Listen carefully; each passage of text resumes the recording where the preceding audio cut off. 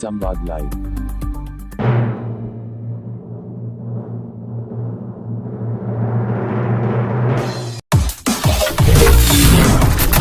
संवाद लाइव।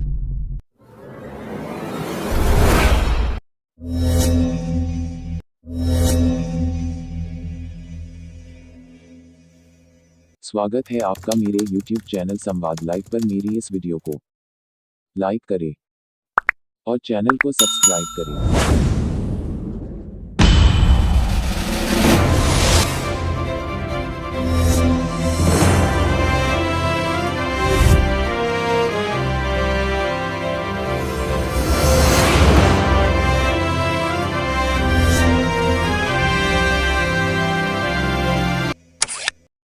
नमस्कार दोस्तों, जयशंकर प्रसाद का आत्मकथ्य ये भाग विद्यार्थियों के लिए लाभप्रद सिद्ध होंगे। तो आइए शुरू करते हैं। नमस्कार साथियों, मैं डॉक्टर श्रवण कुमार गोथ्याल जयशंकर प्रसाद का आत्मकथ्य भाग 1 में आपका स्वागत और अभिनंदन करता हूं।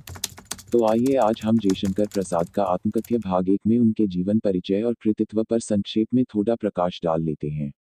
जयशंकर प्रसाद जी का जन्म 30 जनवरी 1889 ईशून्य माघ शुक्ल दशमी संवत 1946 विक्रम को गुरुवार के दिन काशी के सराय गोवर्धन में हुआ था।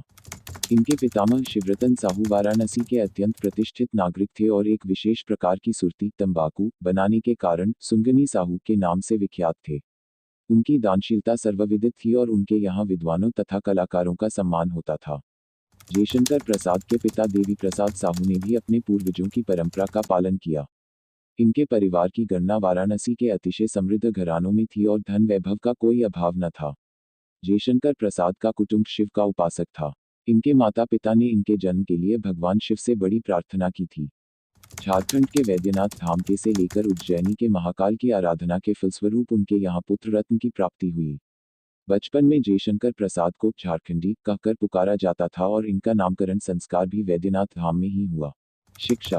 जयशंकर प्रसाद की शिक्षा घर पर ही आरंभ हुई।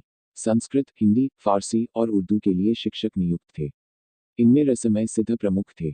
प्राचीन संस्कृत ग्रंथों के लिए दीनबंधु ब्रह्मचारी शिक्षक थे।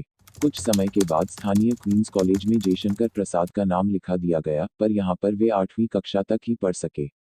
जयशंकर प्रसाद एक अध्यवसायी व्यक्ति थे और नियमित रूप से अध्ययन करते थे। बहुमुखी प्रतिभा के धनी जयशंकर प्रसाद जी का जन्म उस समय हुआ जब खड़ी बोली और आधुनिक हिंदी साहित्य किशोरावस्था में पदार्पण कर रहे थे। शुरू से ही जयशंकर प्रसाद के घर में साहित्य और कला का माहौल था। घर के वातावरण के कारण साहित्य और कला के प्रति उनमें प्रारंभ से ही रुचि थी। कहा जाता है कि मात्र 9 वर्ष की उम्र में ही उन्होंने कलाधर नाम से ब्रजभाषा में एक सवैया लिखकर अपने गुरु रसमय सिद्ध को दिखाया था। जयशंकर प्रसाद जी ने वेद, इतिहास, पुराण तथा साहित्य शास्त्र का अत्यंत गंभीर अध्ययन किया था। वे बाग बगीचे, बागवानी तथा भोजन बनाने के भी बहुत शौकीन थे। वे शतरंज के खिलाड़ी भी थे। वे नियमित व्यायाम करने वाले, सात्विक खान पान एवं गंभीर प्रकृति के व्यक्ति थे। वे नागरिक प्रचारिणी सभा के उपाध्यक्ष भी थे।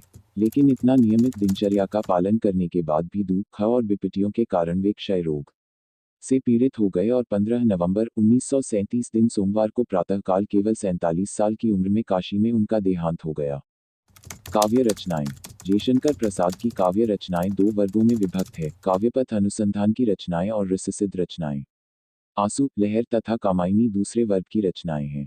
उन्होंने काव्य रचना ब्रजभाषा में आरंभ की और धीरे धीरे खड़ी बोली को अपनाते हुए उस विषय में इतने निपुण हो गए कि खड़ी बोली के मूर्धन्य कवियों में उनकी गणना की जाने लगी और अंततः वे युगवर्तक कवि के रूप में प्रतिष्ठित हुए।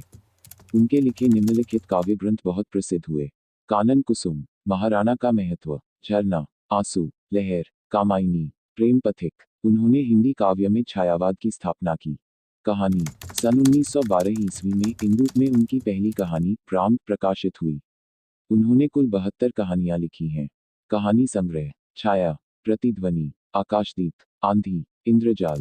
वे हिंदी के सर्वश्रेष्ठ नाटककार हैं। उनके नाटकों में सांस्कृतिक और राष्ट्रीय चेतना इतिहास की भित्ति पर संस्थित है। स्कंदगुप्त, चंद्रगुप्त, ध्रुवस्वामिनी, जन्मेजय का नागयज्ञ, राज्यश्री, कामना, एक घूंट। तो इस प्रकार दोस्तों जयशंकर प्रसाद का आत्मकथ्य भाग 1 में कवि का जीवन परिचय पढ़ा और देखा। आपको जरूर पसंद आया होगा। मित्रों, जयशंकर प्रसाद का आत्मकथ्य भाग 2 को हम अपनी आगामी वीडियो में पढ़ेंगे और उसकी प्रसंग सहित व्याख्या भी करेंगे। आशा है ये भाग विद्यार्थियों के लिए लाभप्रद सिद्ध होंगे।